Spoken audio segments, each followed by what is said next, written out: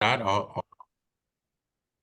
with that cue of our, we'll call our Do you want me to do the housekeeping first, Jennifer, before you do roll call? Or Sure. Let's ask Efrain, do you want to call to order and note the time? And then Kim, if you don't mind doing the housekeeping after that, please. okay. Yes. Thank you, Jennifer. Kim, thanks for that reminder. Good afternoon, everyone. Efrain Escobedo, and calling our meeting to order for the Legal Services Trust Fund Commission Homelessness Prevention Funds Committee on Monday, February 26, 2024 at 2:05 p.m. Okay. Welcome, committee members, liaisons, and members of the public to the Legal Service Trust Fund Commission Homelessness Prevention Funds Committee meeting. We are using Zoom with the goal to foster a more inclusive environment, effective meeting. If you would like to comment during the meeting, please use the raise hand feature. Please utilize this tool to virtually indicate that you would like to speak in order to help the chair facilitate the meeting. A friendly reminder that this is a video conference, and please be aware of the surroundings behind you. All Legal Services Trust Fund Commission and committee meetings will be recorded and posted to the State Bar's website. Zoom captioning is available to enable. Select live transcript at the bottom of your Zoom screen, then select enable transcript. Thank you. Thank you, Kimberly. Jennifer, shall we call roll? Let's. Alakani.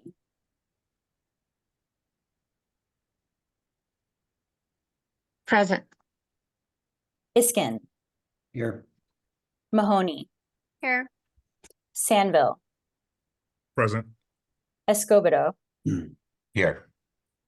Copeland. I don't see. Newman. Zach, I think, is in the attendee room. Laura Brown. I see. Snyder? No. And then for staff, we have Nguyen, McCrae, Wormsley, and myself. And we do, for the commissioners, we do have quorum. Great. Oh, and Brady for staff as well. Yep. And great. Okay.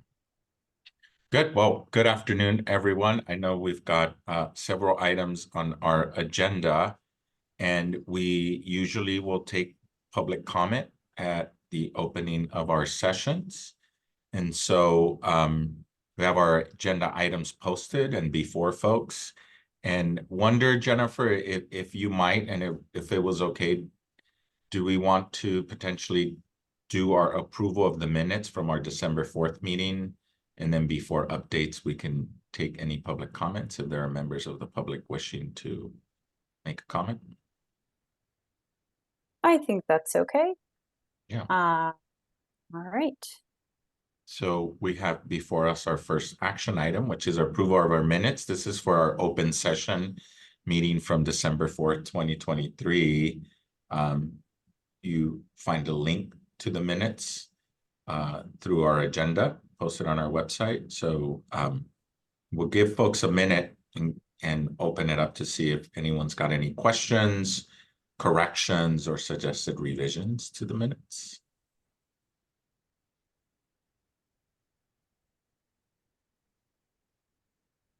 And if not, we'll certainly entertain a motion to approve minutes for our December 4th meeting. I'll move. Thank you, Eric. Second. Thanks, Jonathan. All right. Okay. Do we need the roll call to approve the minutes? Yes, I'll take a vote. Alakani. Yes. Approve. Iskin. Yes. Mahoney. Yes. Sandville. Yes. Escobedo. Yes. The motion passes. Great. Thank you. And now, are there any members of the public wishing to make comment? No one has their hand raised at the moment. Okay, well, we can revisit in case any member of the public joins later and wishes to speak on any of the agenda items or open comment. So with that, Jennifer, we'll turn it over to you for agenda item number 4, updates. Thank you. Let me share my screen.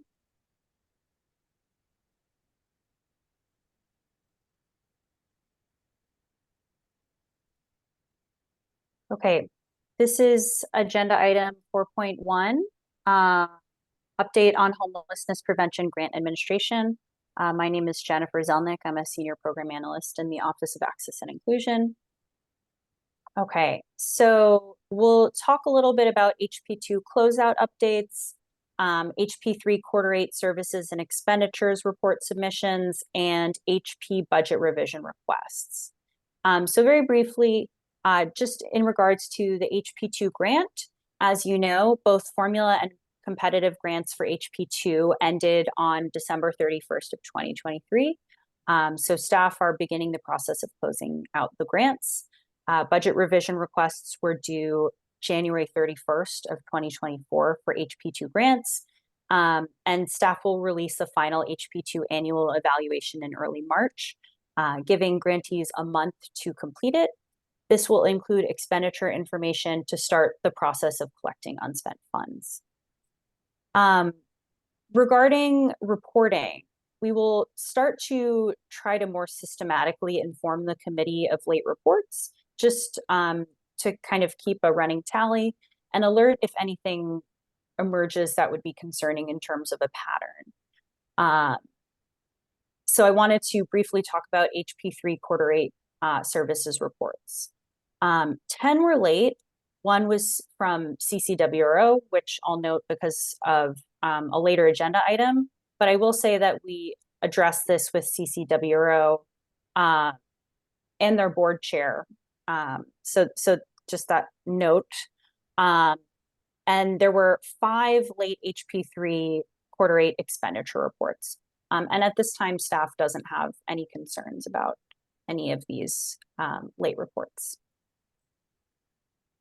Okay, so now we're going to shift into budget revision requests. We received very many. So what I will do is I'll provide an overview, and if anyone has questions about anything in particular, I'm happy to give a little bit more information. So just as a reminder, in terms of the approval process, budgets that are less than 10% revision do not require approval. Budgets that are between 10 and 25% can be approved by staff, and budgets that are 25% or more require commission approval. So what I'll be doing right now is I'll be going over the budgets that were less than 25% revision requests. Okay.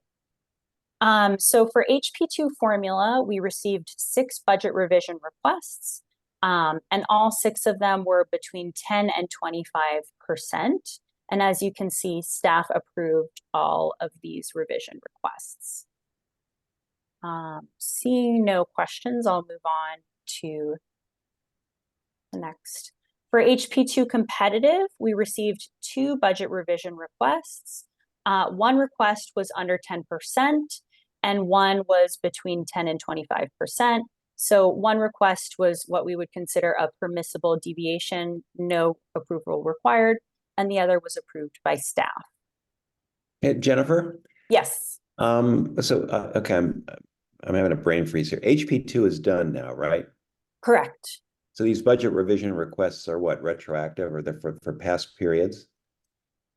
They're typically for the last part of the grant, yes. And they could be considered retroactive, yes. Good question. Other questions? Okay. For HP3 formula, we received 17 budget revision requests.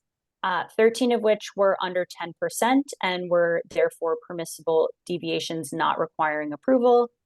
3 requests that were 10 to 25%, and 1 request that required, I'm sorry, there should be no requests that require staff approval.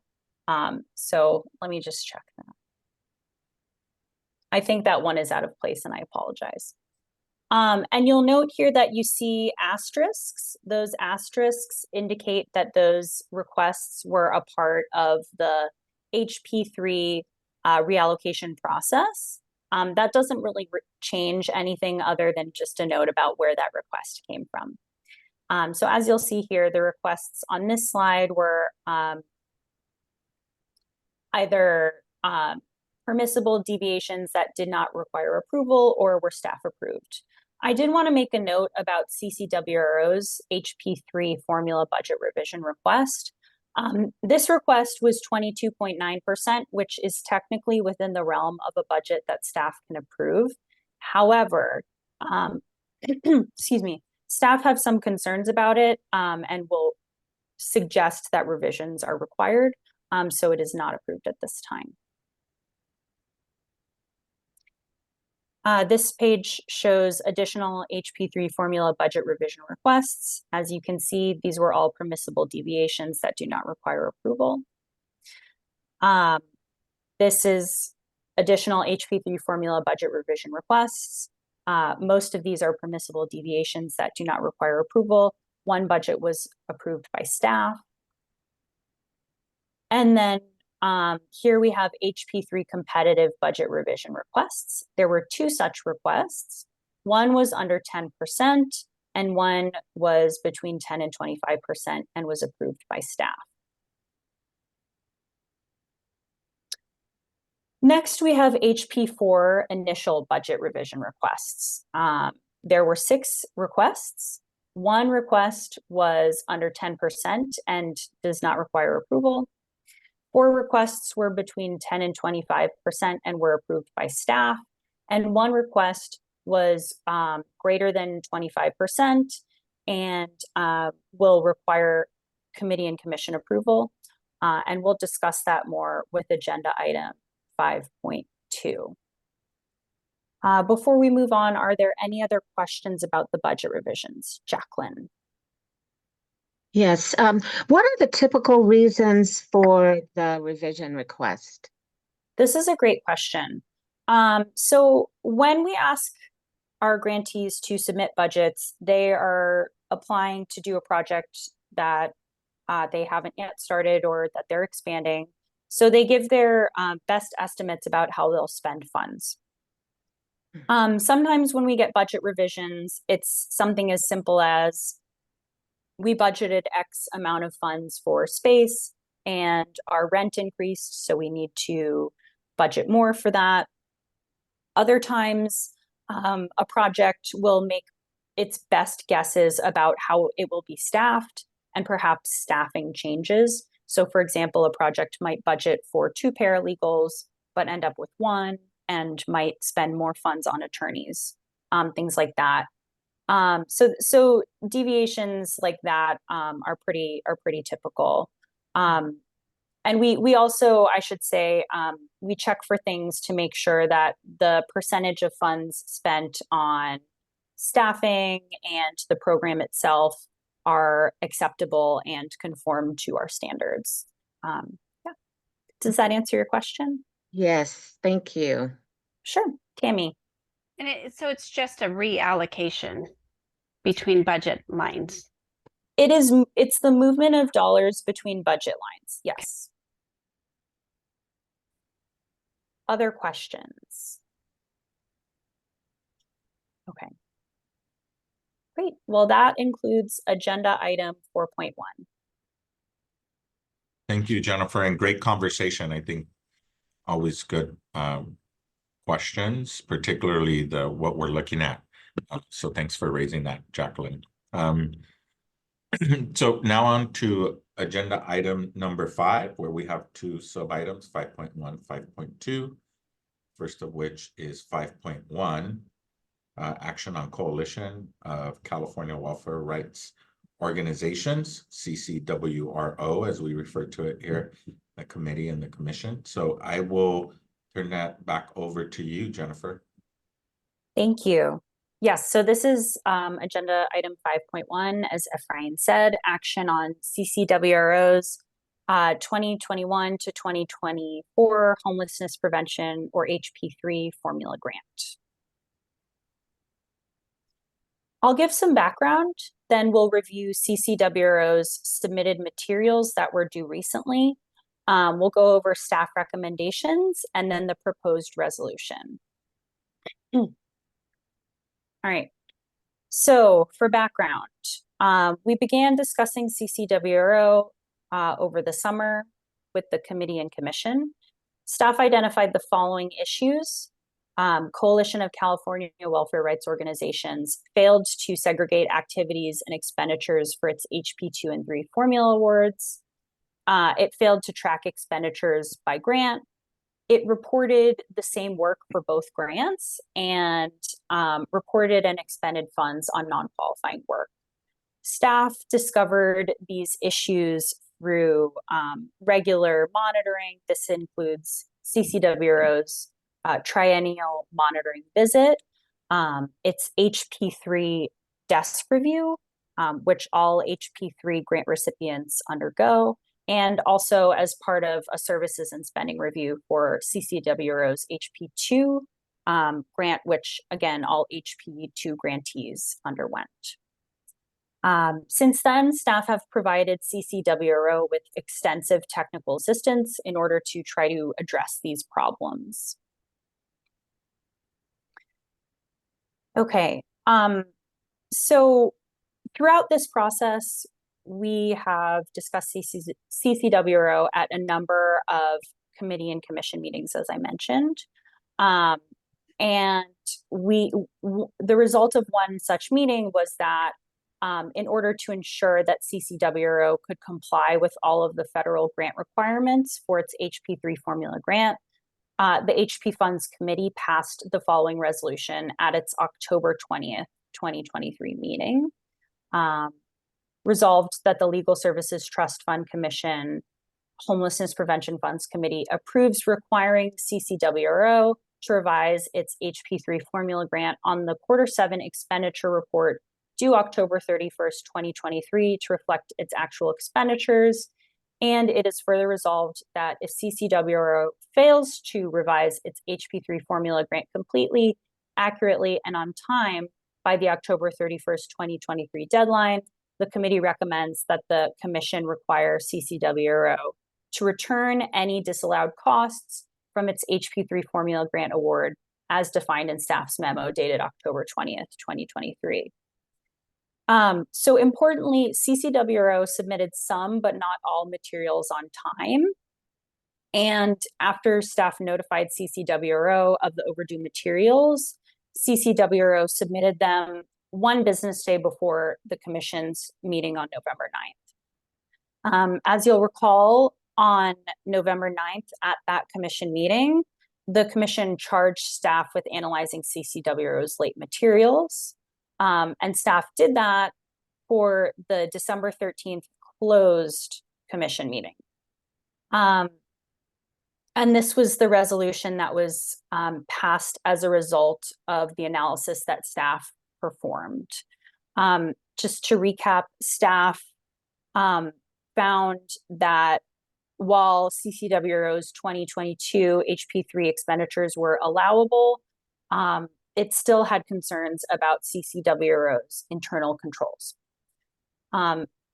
So again, this was the first half of the resolution that was passed on December 13th.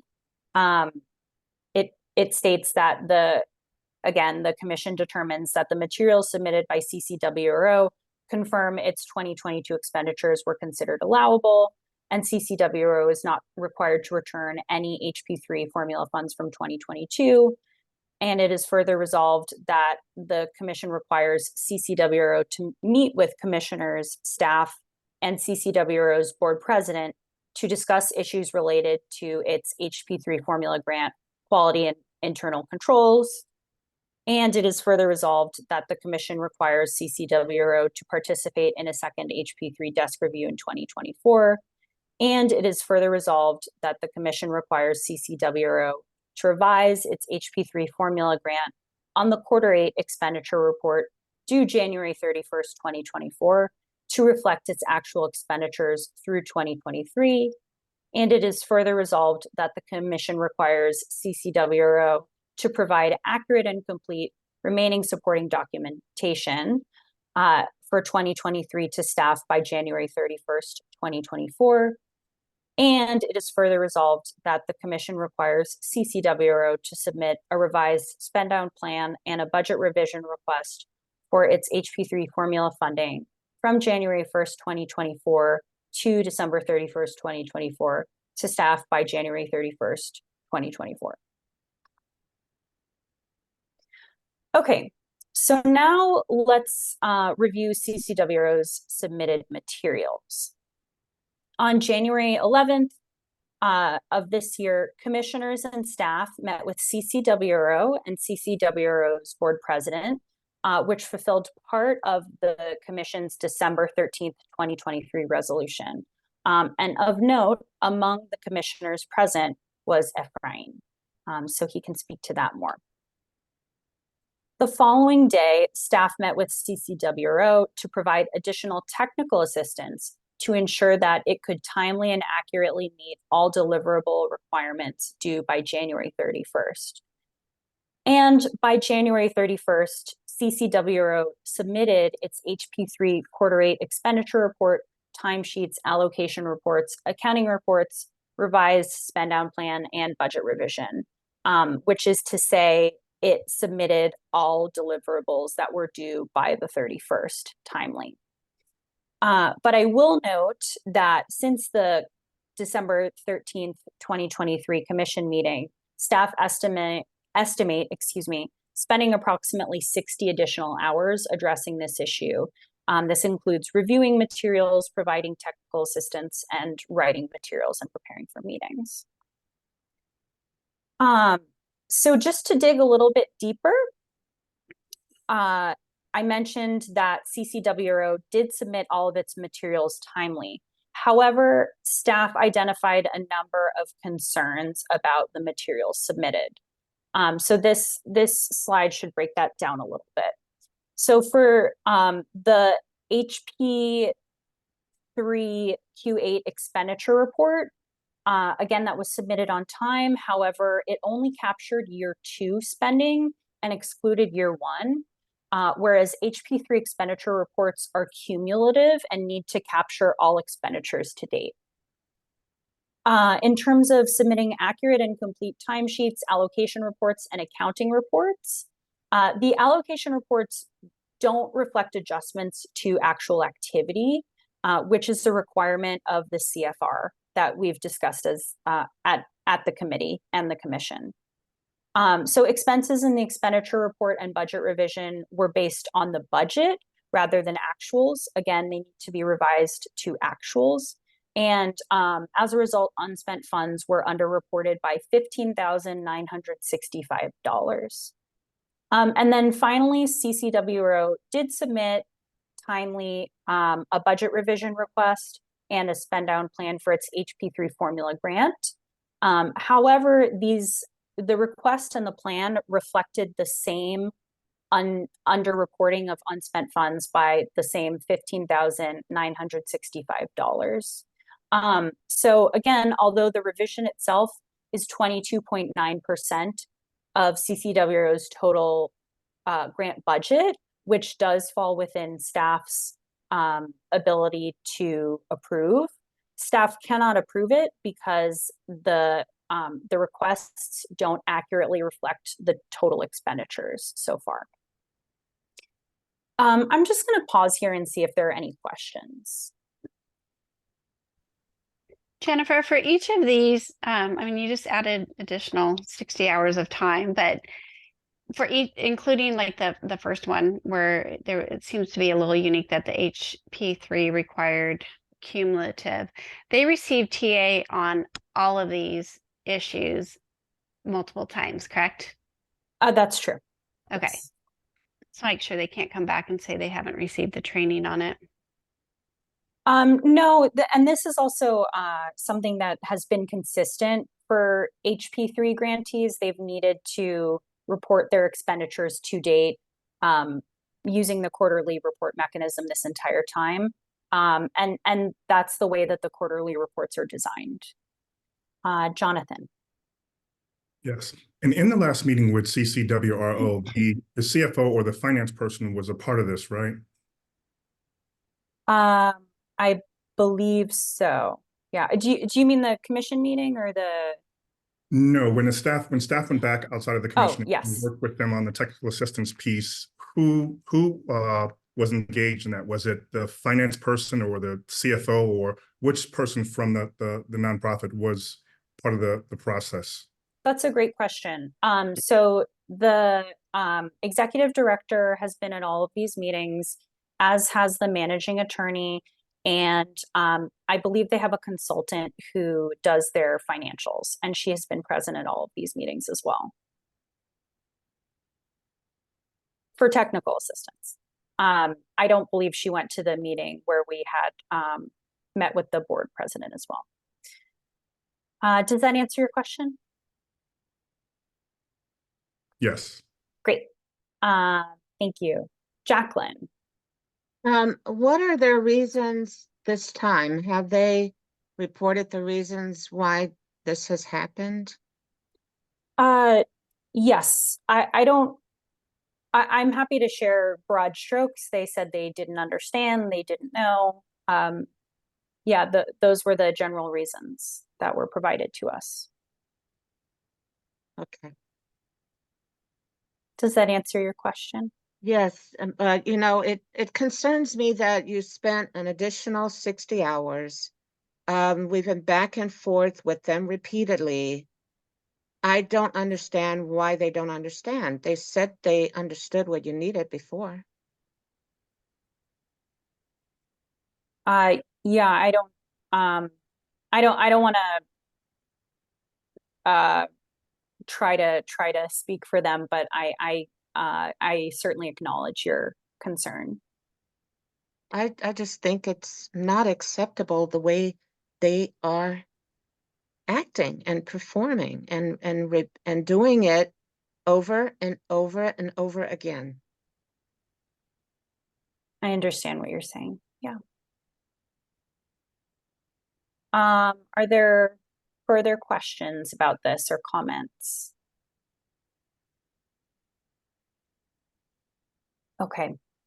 In that case, I'll move on to staff recommendations.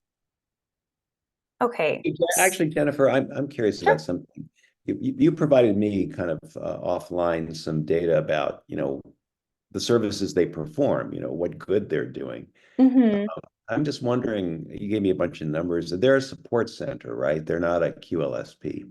That's correct. Which means they provide support for QLSPs, trainings and things like that. Mm-hmm. How does their output, I mean, just to complete the picture here, how does their kind of output, if you know, compare to other support centers? I mean, are they doing good work? I guess is the bottom line. If you know, if you can answer that. I don't know whether you're prepared to answer that, but I'm curious. Well, what I'll say is I haven't done a side-by-side analysis, taking into account the different size of their award versus other support centers, in terms of the output that they've done, dollar for dollar, unfortunately. So I don't know if I'm prepared to answer that, but I would say that if any of my colleagues wanted to add to that, I would invite them to. Dwan, I see you nodding.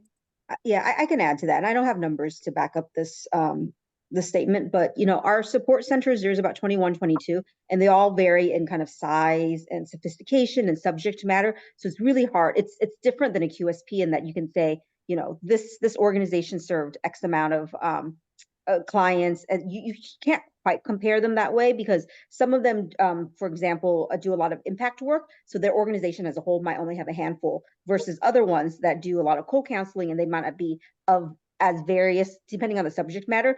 But I will say that their reputation in terms of the support services that I've only heard good things about it, in terms of like the support services that they actually provide to QSPs. I've only heard positive things over the years on it, but I don't know if we gave you numbers that you can compare in terms of output, one support center versus another support center. If that helps. Have they been around for a while?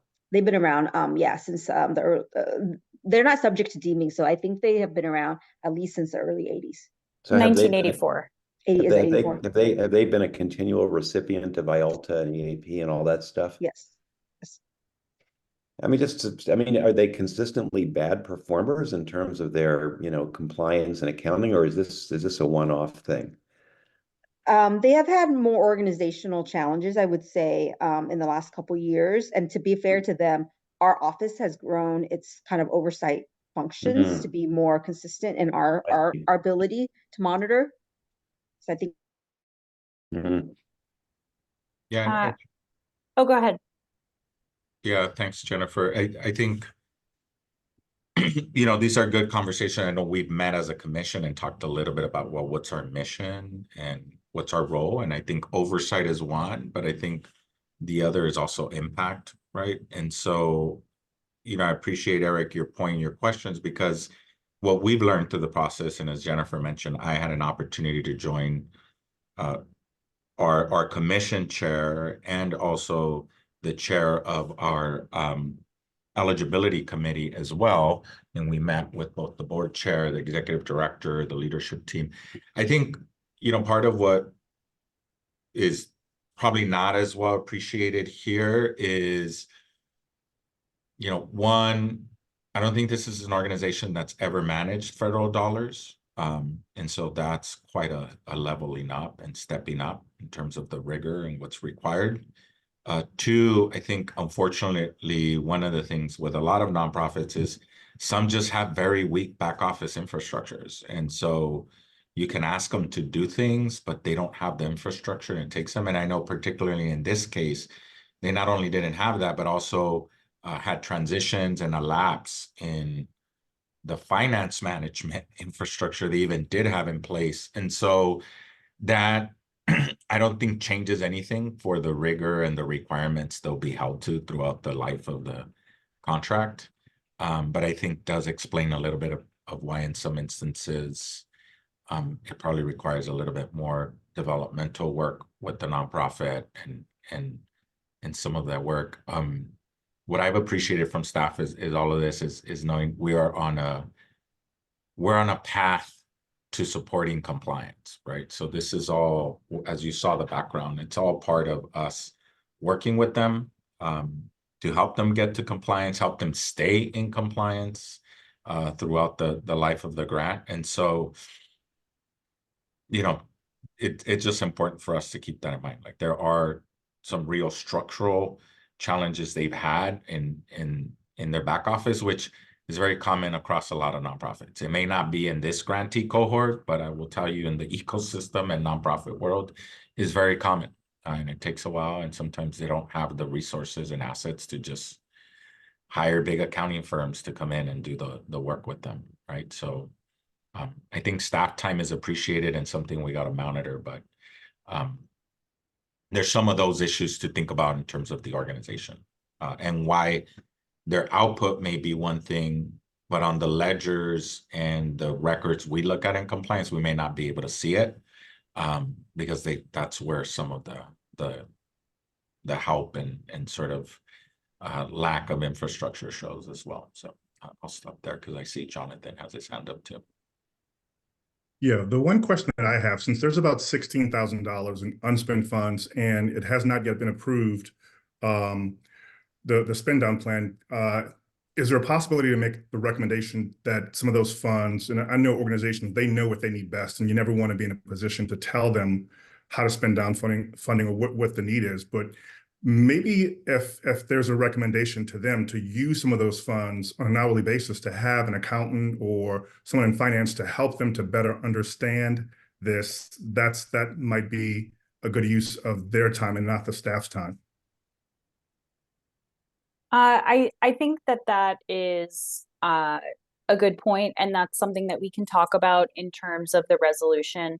I will note that they do now have an accountant. They've had one since I think later in 2023.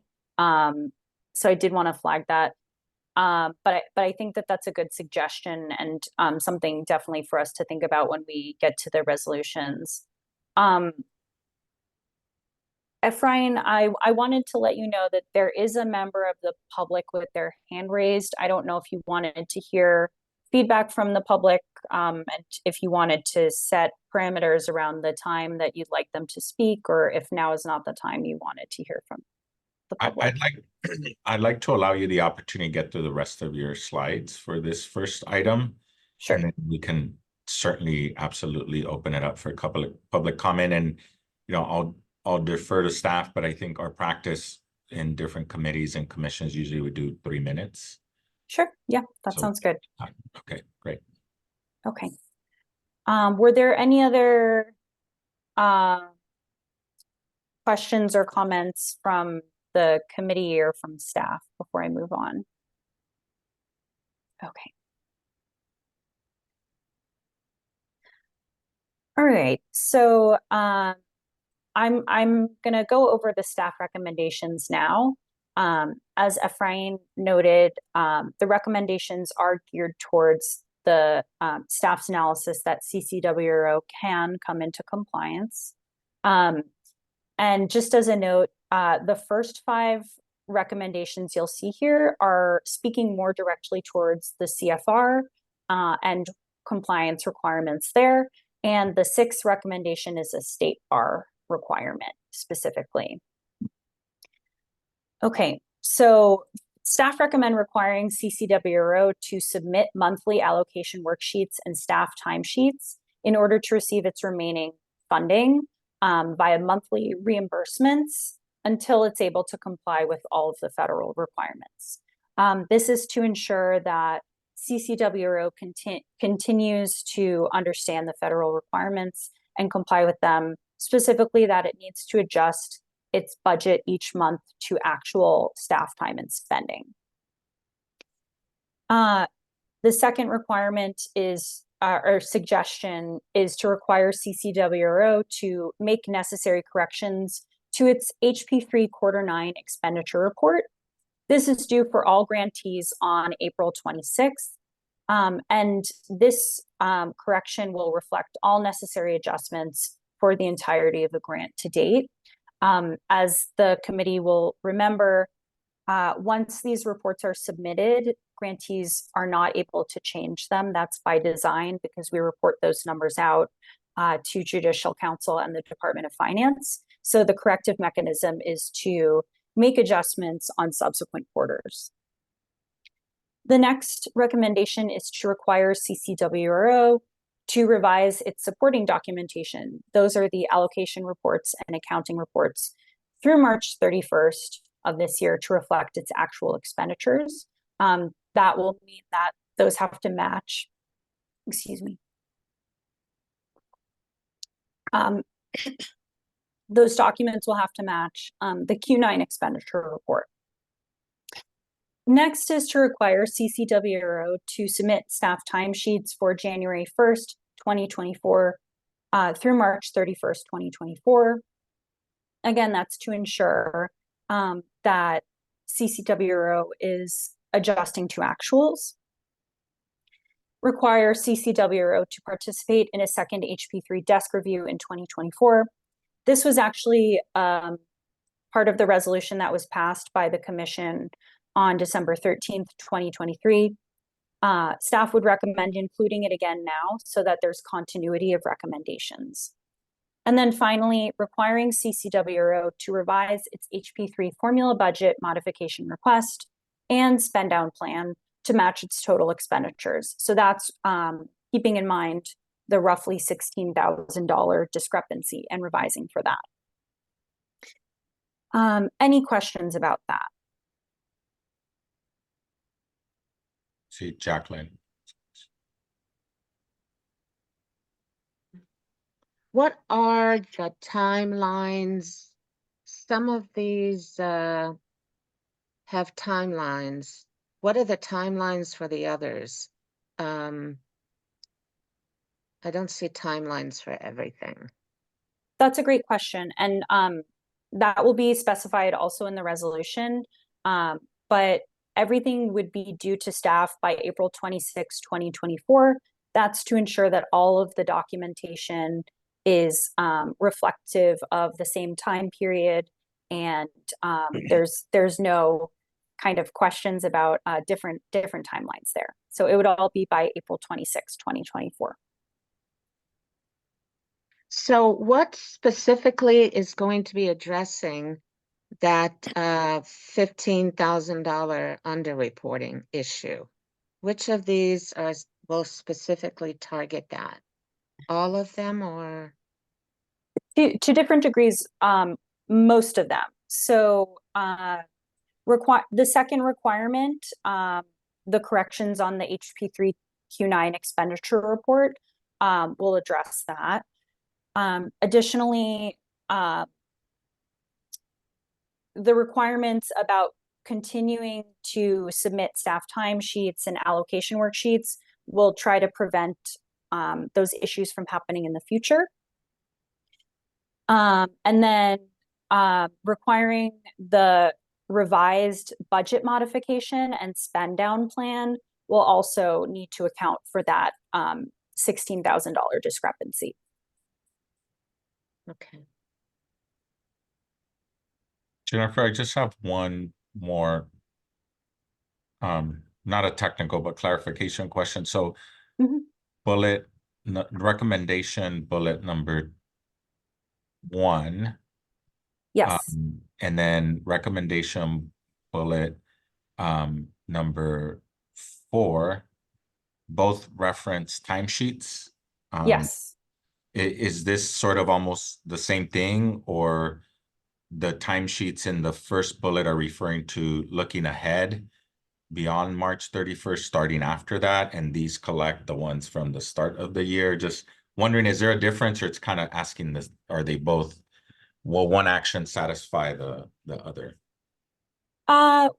I suppose that there is a little redundancy there. The staff timesheets for the first bullet point is meant to address the corrective action that CCWRO will have to take in order to get monthly reimbursements until the commission finds that CCWRO is in full federal compliance. The fourth bullet point is specifying the period of January 1st to March 31st, just because staff will need those documents in order to ensure that the HP3 quarter 9 expenditures, align. Makes sense. Thanks for clarifying that. And then I guess my last question is, have any or all of these recommendations been sort of already discussed with CCWRO or not? Well, CCWRO was notified of the memo that staff posted, and staff did meet with CCWRO late last week in order to provide additional technical assistance per their request. They did state at the time that they were happy to comply with these suggestions, but the purpose of the meeting was not to opine about anything that the committee might pass in a resolution. Right. Thanks. See, Eric, have your hand up. Jennifer, who will, assuming this resolution is enacted, we need to run this, the commission needs to approve this as a body as well, right? Before it becomes effective. Well, assuming all of that happens, who will decide whether any particular monthly allocation worksheet is up to snuff? Is staff going to make that decision? I believe staff would make that decision. And what happens if, let's say, they submit January through March, that one or more of them are not appropriate or don't meet the appropriate standard? Then what would we will what money will be withheld for the relevant month? So that's a great question. So I would invite Brady from OGC to chime in, but my understanding is that under 2 CFR 200.208, there is the possibility that if the state bar determines that a grantee has failed to comply with the grant conditions, the state bar can impose additional conditions. So this would be an example of us imposing additional conditions. If we believe that CCWRO cannot comply and refuses to comply, that would be 2 CFR 200.339, which would give the state bar authority to take further steps as appropriate, which could include things like disallowing funds or withholding payments pending correction. Well, I'm just wondering about process here. So let's say the staff concludes that the February report and the March report are not appropriate. Does there need to be another meeting of this committee and then the commission before a decision is made to withhold funds? I don't think so. Let me jump in there.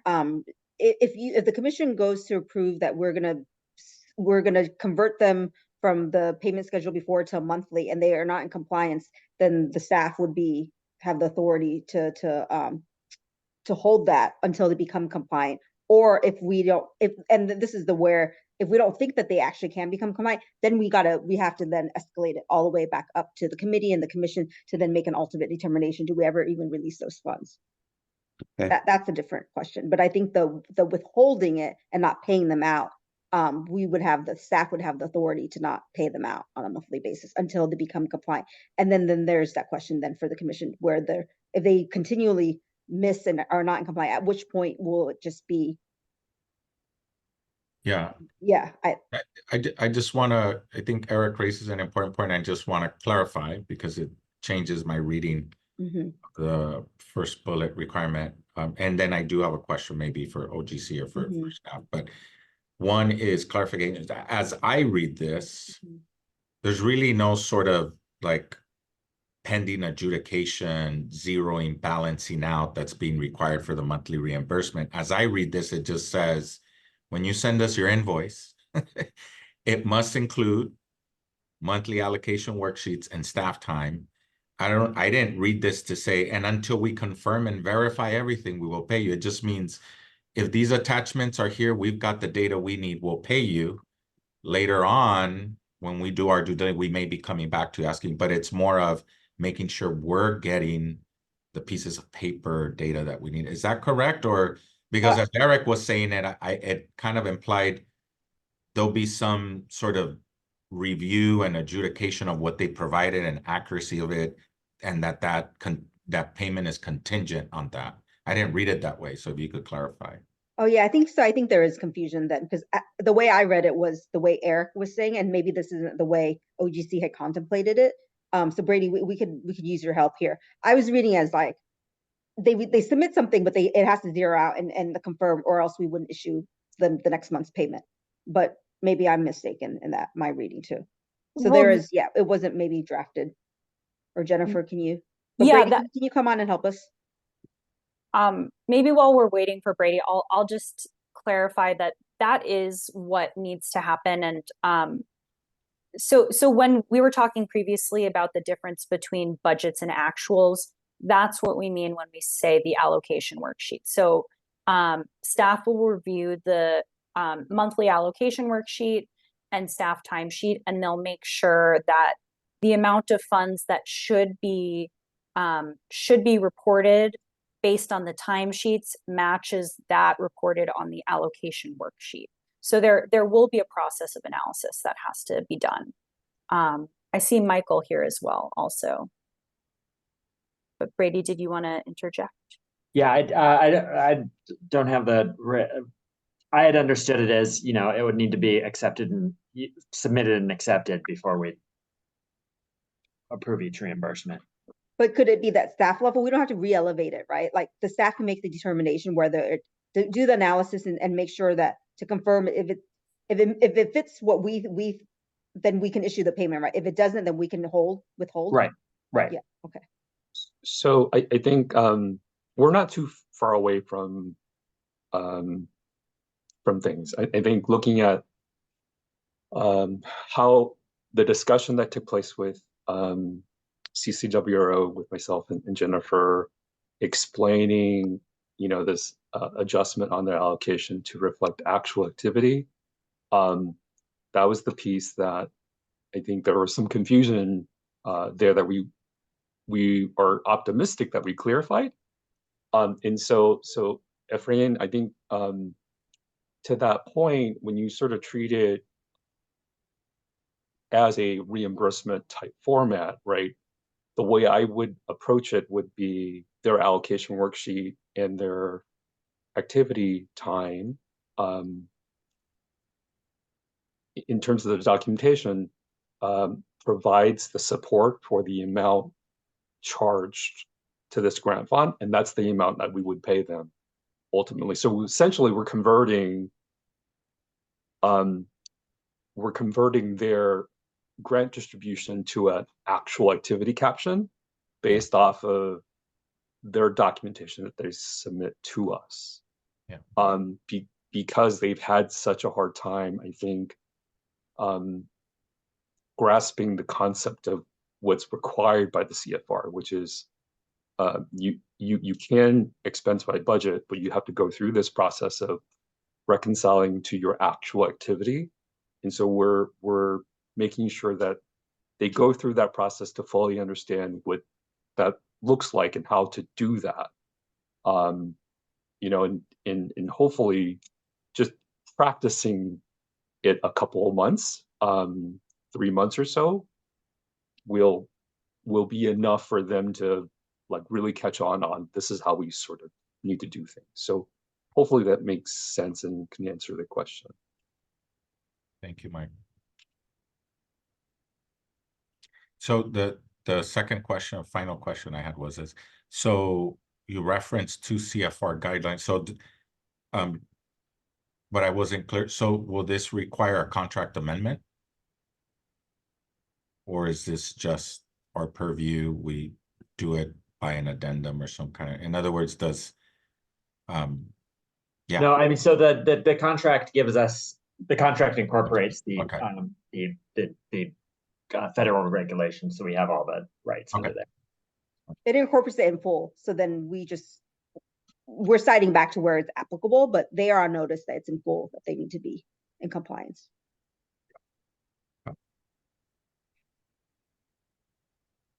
Other questions?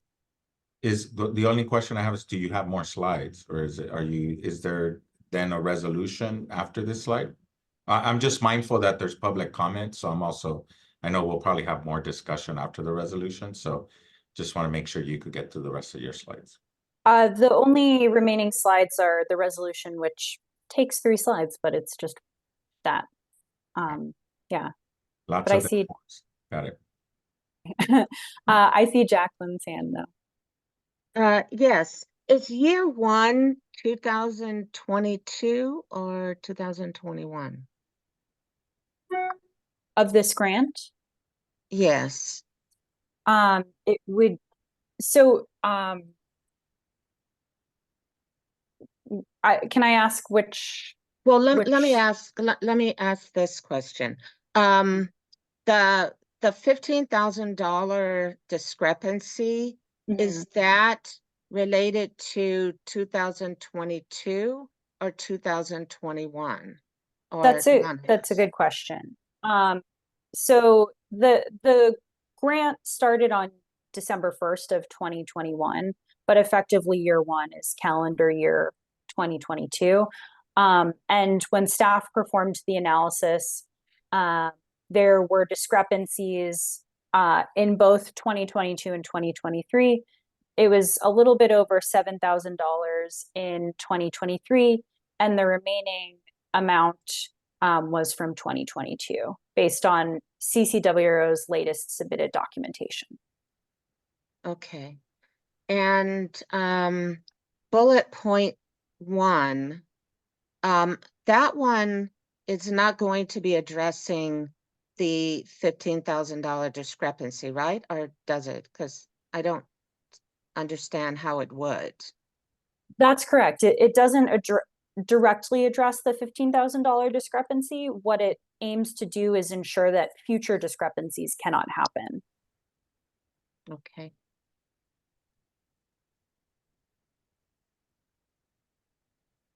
Jennifer, why don't you move us to resolution, and then we could take public comment? Sure. And then we could go back to further discussion before action from the committee. Sure. So I'll just note that there was a technical change made to some subsequent clauses of the resolution, just to make sure that the resolution is consistent with the authority that the committee has. Okay, so I'll read this just because there is a lot of text.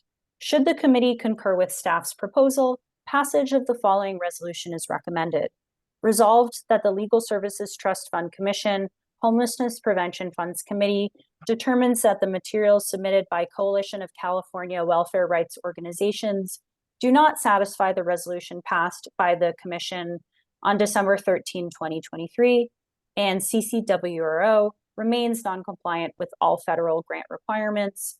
Further resolved that the committee recommends requiring CCWRO to submit allocation reports and staff timesheets each month beginning with January 2024 in order to receive its remaining 2021 to 2024 homelessness prevention, or HP3, formula funds through monthly reimbursement. CCWRO must receive its remaining HP3 formula funds through reimbursement until the committee finds that CCWRO has complied with the below requirements. And Jennifer, before you turn the page, can you go back? In the first resolved clause, this is a nit, but the last line where you say CCWR remains non-compliant with all federal grant requirements, you don't need to say that they haven't complied with anything, right? I mean, do we need the word all? They've complied with some of them, I assume. I hope. That's true. We can certainly change that if the committee would like to make a change. I would just delete all. Yeah, I think that's a good suggestion. Okay, let me. Okay.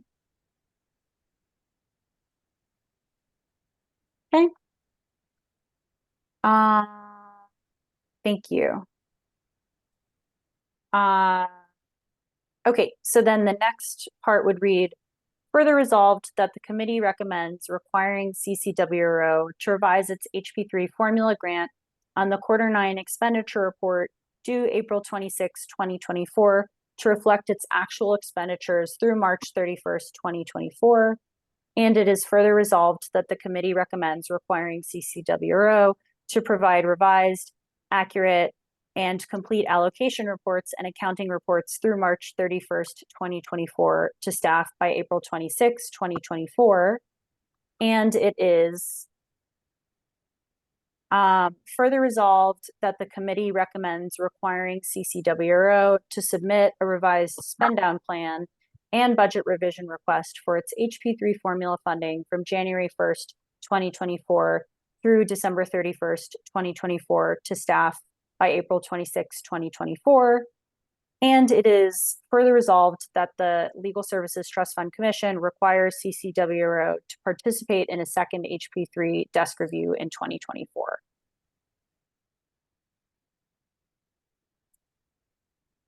Is it clear that could you go back to the previous page? Let me just, recommends.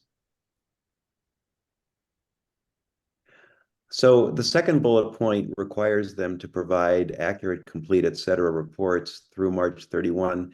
Where is it saying that their payments are contingent upon those reports being, was that just assumed there? They were withholding payment and they're not going to get paid unless they comply with these things, at least with that one point that we just read. I think that point was here, Okay. but we I can see, make okay. it more explicit. Oh, no, I if see. you would Okay, that's prefer. fine. Yeah, got Yeah. it. Okay, You that's see all it, right. Eric? It's in the Yeah. in order to receive. Yes. Thank I you. had the same question, Eric, because it's not exactly the mirroring of the bullet points that Jennifer had. The staff mushed it a little bit here. So. Mhm. Oh, yeah, and We can definitely put some more language in there, if that would make everyone comfortable. No, I guess I think it's okay. So before we see if there are any additional questions or comments on the proposed resolution, can we open it up for public comment? Yes, there is a member of the public Thank you. with their hand raised. One quick question. Sure.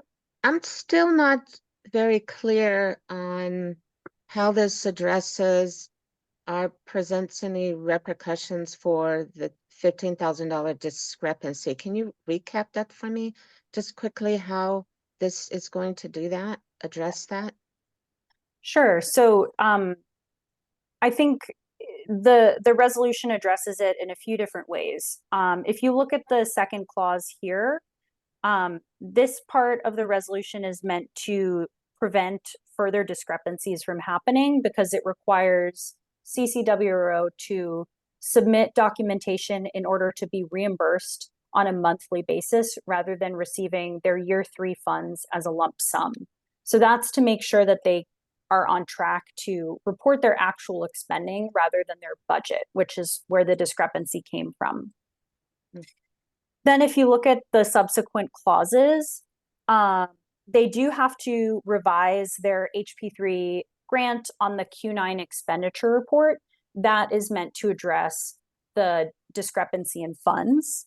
And then if you look again here at this clause, requiring CCWRO to submit a revised spend down plan and budget revision request will also necessitate them accounting for that discrepancy in funds. Okay. You want me to Thanks. allow the public Thank you. member to speak now? Yes, Kimberly, please. And we'll do 3 minutes. Thanks.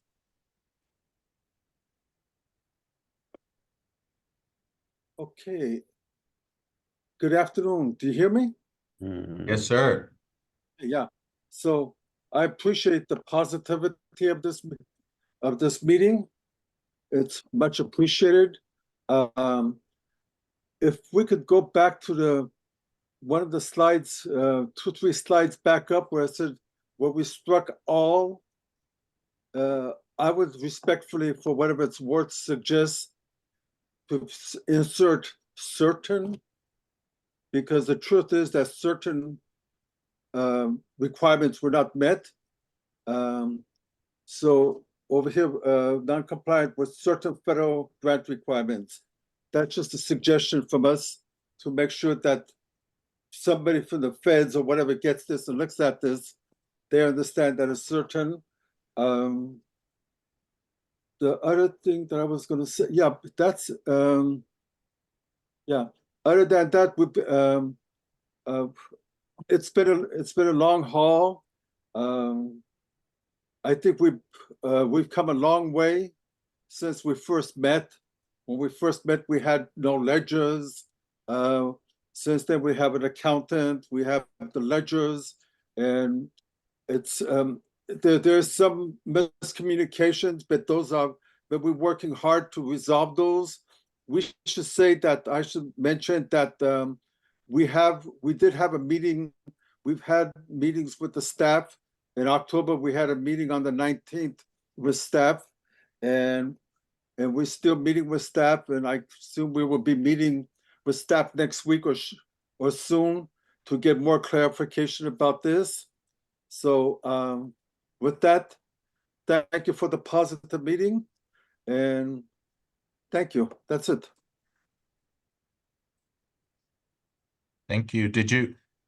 I don't think you introduced yourself. We recognize, some of us recognize your voice, but if Sorry. you might introduce yourself. Yes, thanks. Yeah, in the legislature, when you testify, you always have to say, my name is Kevin Aslanian. I'm with the Coalition of California Welfare Rights Organizations, and I'm the executive director of CCWO. I've been doing this for a little bit, for a while. Thank you. Thank you, Kevin. And I will note for us and on the committee, and I know at commission meetings as well, Kevin, just want to appreciate, I think every time we've had an item, you all have showed up and you've tried to share your perspective and make sure you carve out time. I just want to acknowledge that, because I know some organizations may not even show up. Like, because we provided what we needed. So I do want to appreciate you taking time each time that we discuss CCWRO to just be here and be available and share your perspective. So thank you for that. Yeah, we appreciate your time too. So if you take time, we should take time. That's only right. Thank you. I think that makes total sense. Thank you. All right, so we have a proposed resolution before us. It's a meaty one, took 3 slides, but I think it looks like it incorporates the recommendations staff came up with. We heard from Mr. Kevin Aslanian from CCW. I also wonder if there's additional questions or comments on the proposed resolution.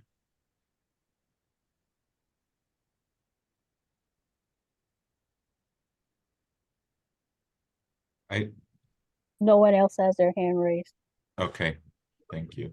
So I guess I'll take chair's prerogative and just say that while I think most of these seem like very reasonable steps, I think that they're en par with, you know, implementing good risk mitigation. So I would want to say, and hopefully fellow committee members, you look at, I don't see these as these are not penalties, they're risk mitigation strategies and requirements. To CFR gives us those tools to not end up on the back end trying to recover all that. And so, you know, these are not sort of punishments or penalties being imposed on CCWRO because of compliance performance. They're risk mitigation tactics that the staff is attempting to put in place. I will just, though, we'll make a note that, you know, while I'm confident and I think CCWRO is committed, wonder if, to what extent we can think about ways to further support them that maybe doesn't require more staff time. I know I brought it up in meetings before, whether some use of funds that could go to them receiving some direct help with systems. I know we look at things and tell them what works, what doesn't. I think they need someone who could tell them how their systems can produce what we need. And that might be beyond our purview and what we could do. So something for us to seriously consider. And we'll just say that in reading these, it strikes me when I saw them broken up into the 3 resolutions that we consider this and look at this and know that a lot of these are necessary mitigation strategies, but can't help but just observe that for an organization that is struggling with compliance, we're adding more administrative burdens to try and get them to compliance, right? And so let's go into this knowing that we are adding more burdens, we are adding more things, knowing that this is one of their weak spots in an area for development. And so, you know, we should be hopefully as gracious as we can with our time and help to them to succeed. I think ultimately as a commission, I would prefer to say we helped 100% of our grantees be successful and impactful than say we caught one and we took their money away. That sounds great, and that is an oversight activity, but probably the other one is probably more impactful. So I did just have to share that. It's like it is very clear that, you know, we're adding more to this and we know why, but I don't know, whatever we can do or just understand that it will be a struggle and it will be a heavier burden on the organization. I see Duan has her hand raised, and Efrain, I'll also note that Kevin has his hand raised again. Duan. I just want to respond, Efren, to your, I guess your statement or question, whether we have like the ability to provide some additional funding for them or provide some more support. I mean, we can always provide more TA if that's the direction that the commission wants to go in terms of giving them more like funding in order to like hire an outside consultant. We don't have discretionary funding at the commission's fingertips. The staff is working with the executive committee. You'll get a fuller report at the commission meeting. We are going to try to unlock through statutory change some discretionary funding to have so the commission can have a little bit more flexibility in kind of addressing significant emerging issues. One of them could be something like this, where an organization needs money, and we can provide a small grant or some type of support. In the meantime, though, if that doesn't happen in the next year, there is an infrastructure and innovation grant that we don't administer, but the Access to Justice Commission administers, and it's for exactly things like this. It's for infrastructure building and innovation. So presumably, CCRWO can apply to the Access Commission. And Jennifer, if they don't know about this already, we should let them know, and get a grant to come in and like hire an auditor to do a sweep, or hire some outside consultants, or maybe even to hire some more additional permanent staff, because they have the temporary, the consultant, but this might be a situation where they might need to think about if it's somebody on staff that's dedicated to just compliance work and accounting work. So there are a couple ideas that we can work with them to kind of, in the meantime. The other thing that lastly that I'll say is their IULTA award is going to be another significant award for 2025, and where the staff is going to propose to the commission to have programs spend it over several years. It's because it's large, they could take some of that money. We can't require, but maybe we want to like suggest or strongly suggest they could take some of that and budget it towards a little bit more compliance help. So it's just some ideas I there. appreciate that. Yeah, always makes sense. I mean, these are our partners. It's strengthen your bench, right? So appreciate that. Thanks, Dawn. That sounds very promising. So I'm glad there was some thoughts on what we might do. So Kimberly, you said Kevin had his hand back up. Well, since it's Kevin and CCWO and we're considering this, I guess we could take his comment, but definitely want to hear from other members of the committee before we take up the resolution. Okay, thank you, Efren, for that suggestion. And I'm sorry I didn't mention, but we will work on that and work with staff to try to come up with additional ways of making sure that this don't happen again, and maybe hopefully you will stop seeing my face at each meeting. Okay. Oh, we enjoy having you at each meeting. So even if we're not talking about CCWRO, you're always welcome to join our meetings. Okay, thank you, buddy.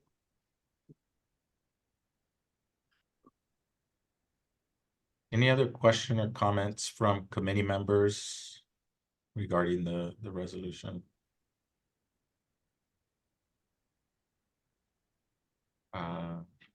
Do we have a motion to adopt the resolution?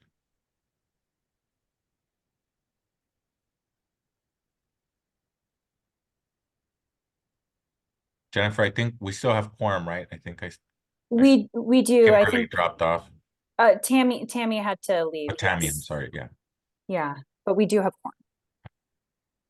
Well, I'd like to move adoption of the resolution. As a reminder, this will come as a recommendation from the committee to the full commission. And then make be yeah, so I'll leave it there. I'll second. Move to approve. Okay. Then let's take a vote. Alakani, I approve. Iskin, Yes. Mahoney, Sanville, Yes. Escobedo. Yes. Motion passes. Thank you all, and thanks for the great discussion. And now this will come up to our commission, right? Yes. Right. Okay. I think it'd be good if committee members, okay,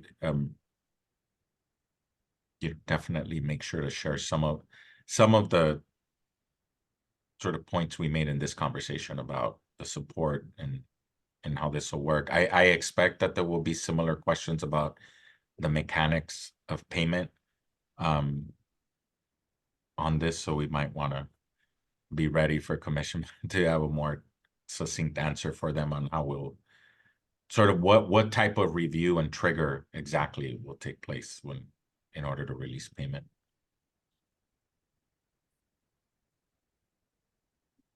All right, I believe we have another action item.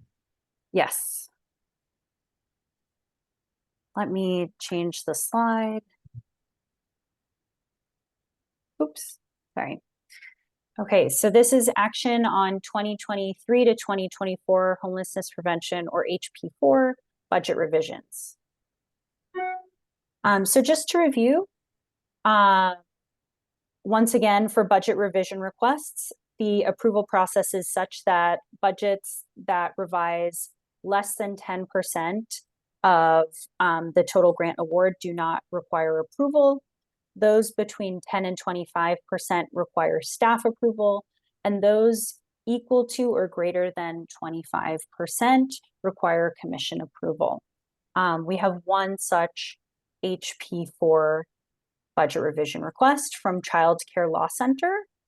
Their total grant award is $361,283, and their revision percentage is 26.2%. Briefly, Child Care Law Center eliminated funds from a paralegal position as well as from contract services to clients because those positions were never filled.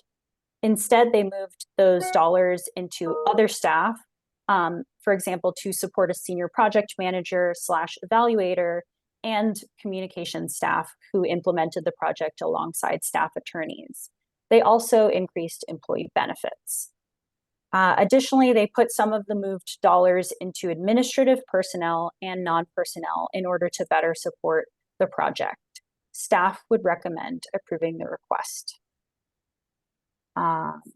If there are no questions, we have a resolution. Any questions first? Okay. So the resolution reads, should the committee concur with staff's proposal, passage of the following resolution is recommended. Resolved that the Legal Services Trust Fund Commission Homelessness Prevention Funds Committee recommends to the commission that it approve Child Care Law Center's 2023 to 2024 homelessness prevention grant budget revision request as described in staff's memo and attachment A dated February 26, 2024.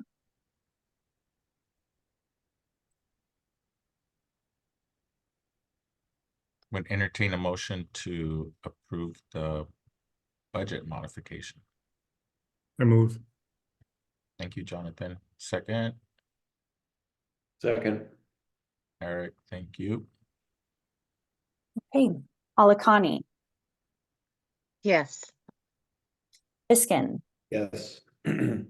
Mahoney, Sandville, Yes. Escobedo. Yes. The motion passes. Great. And I believe with that, that concludes section 5 of our agenda. Is that correct? That's correct. All right. Any additional business? I see that if not, we are ready to adjourn. I wasn't sure and didn't receive any notification of a closed session. Do you have any items for closed session? Nope. Okay. Parting thoughts, committee members? No? Great. Good discussion. Great Thank you. discussions and great teamwork, some pretty important actions. So appreciate you all. And as always, appreciation to the staff for all of the work that goes into developing these recommendations. Great work. And with that, we'll call for adjournment. Do we vote on adjournment? Sorry, I'm still learning my role. Okay. You just No do need. it. All right. So I'll call this meeting adjourned at 3:23 p.m. Thank Thank you. you. Good job. Thank you you. all. Yeah. See y'all.